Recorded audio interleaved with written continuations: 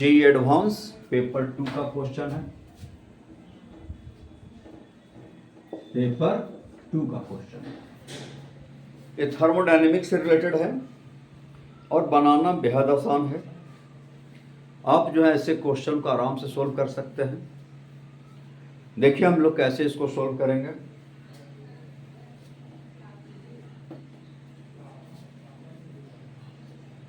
इधर आपका वॉल्यूम दिया हुआ है और इधर आपका ग्राफ में टेम्परेचर दिया हुआ है।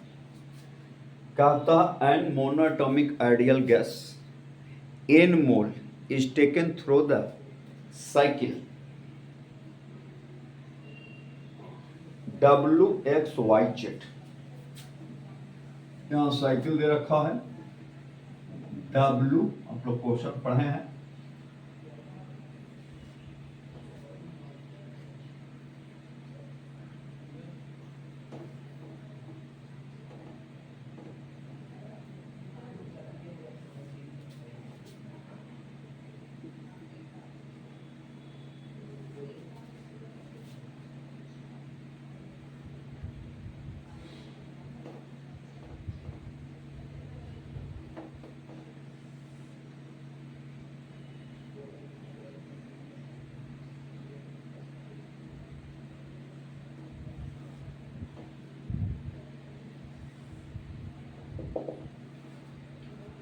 WX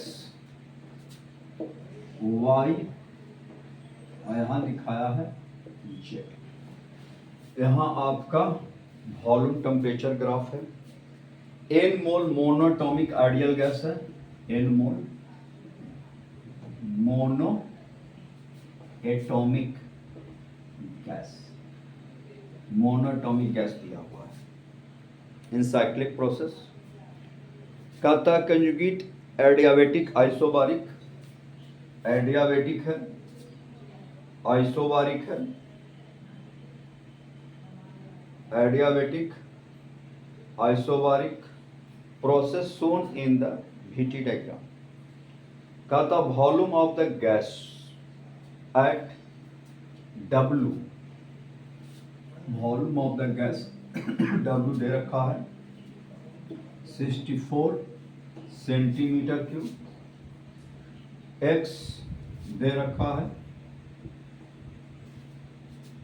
125 सेंटीमीटर क्यूब और Y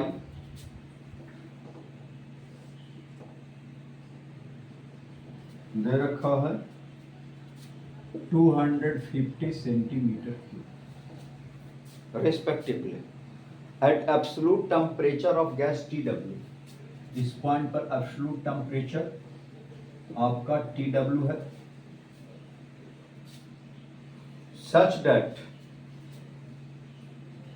nRTW equal to 1 joule। R is the universal constant, the amount of heat absorbed in the XY process, XY path। इस XY पाथ में कितना हीट एब्जॉर्ब करेगा, इतना आपका इंफॉर्मेशन दिया हुआ है। क्वेश्चन पढ़ेंगे बढ़िया से और इंफॉर्मेशन को आप जो दिया उसको लिख दें और उसके बाद सोचिए कि क्या करना होगा। हमें हीट सप्लाई निकालना है यहाँ से। तो यहाँ पर देखिए कि ग्राफ एक PV डायग्राम है, तो हम जानते हैं कि यहाँ से यहाँ जाएंगे तो आपका V/T कांस्टेंट होगा। Here in XY process, XY process में V/T कांस्टेंट है। इसका मतलब है कि आपका P क्या हो जाएगा, कांस्टेंट हो जाएगा और P कांस्टेंट हो जाएगा। इसका मतलब है कि यह जो हो गया आइसोबारिक प्रोसेस हो गया। आइसोबारिक प्रोसेस में heat supply QXY eight constant pressure NCP delta T लिखेंगे और NCP वैल्यू मोनोटॉमिक गैस के लिए क्या आ जाएगा 5r/2, 3r/2 होता है सी भी 5r/2 into T Y minus T X. अब जो है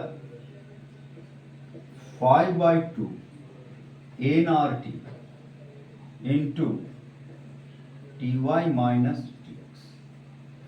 अगर हम टी वाई और टी एक्स अगर टी डब्ल्यू के टर्म में अगर फाइंड कर लें तो मेरा काम हो जाएगा। यही करना है। तो हीट आपको निकालना है, heat absorb in process x. अब उसके लिए करेंगे क्या, यहां हमें पता है टी डब्ल्यू पता है और ये आपका एडियाबेटिक प्रोसेस है।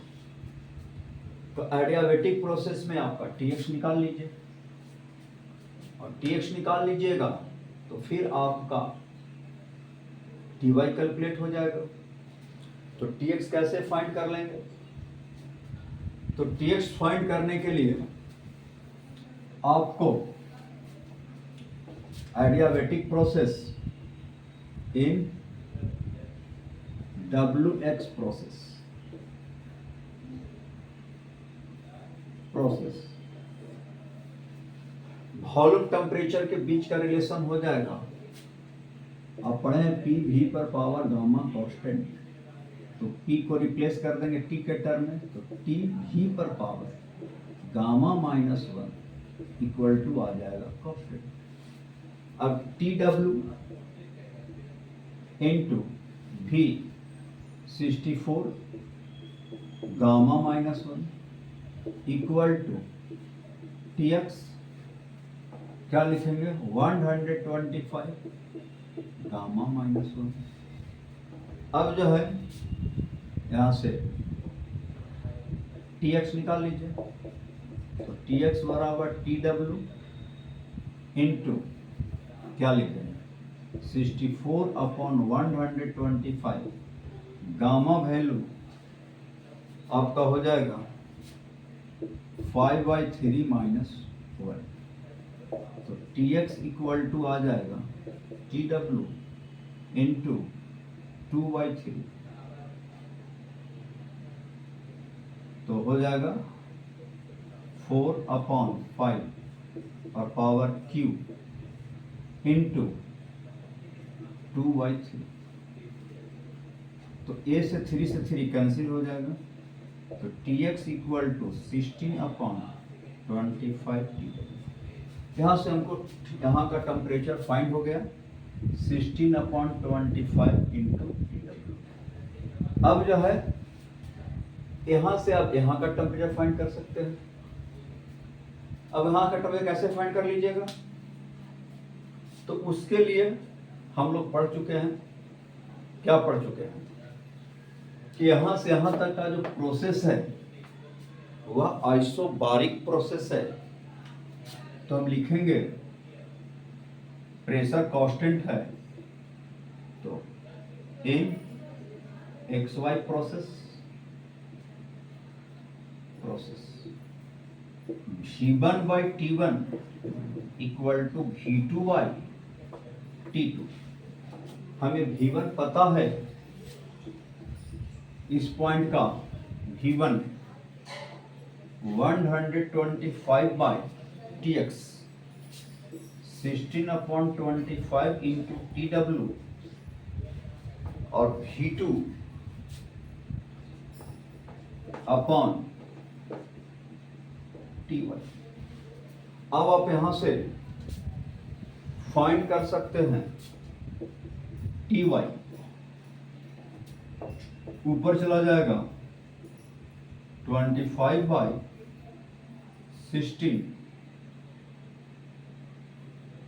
Upon TW equal two upon Ty। अब यहां से Ty आप फाइंड कर लीजिए। तो यहां तक समझ चुके हैं, तो यहां से हम लोग Ty फाइंड कर लेंगे। देखिए Ty कैसे फाइंड कर लेंगे, तो T Y equal to 16 into 250 upon 125 into T W upon 25। तो ये हो जाएगा 25 250। तो T Y equal to 32 upon 25 minus T W into T W. अब यहां से टी एक्स टी डब्ल्यू निकल चुका। तो heat supply at constant pressure X Y process 5/2 n R. T Y 35 upon 25 minus 16 upon 25 into T W. अब यहाँ solve कीजिएगा। 5/2 n are ये आ जाएगा 25। तो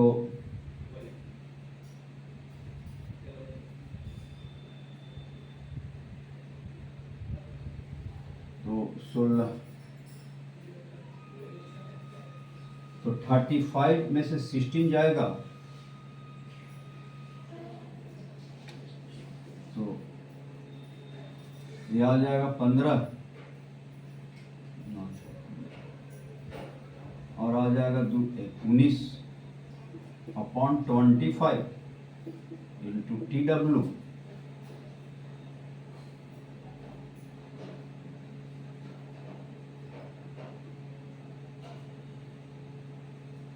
तो ये आपका 5 से 5 cancel equal to 19 upon 10 N R T W. और N R T W question में दिया था आपको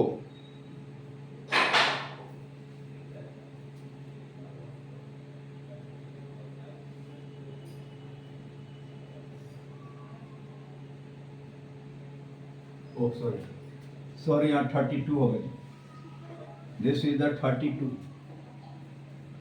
तो 16 आ जाएगा। तो ये आ जाएगा 16। तो ये आ जाएगा आपका ये इतना वैल्यू 1 जूल दिया है तो 1.6 this value equal to 1 joule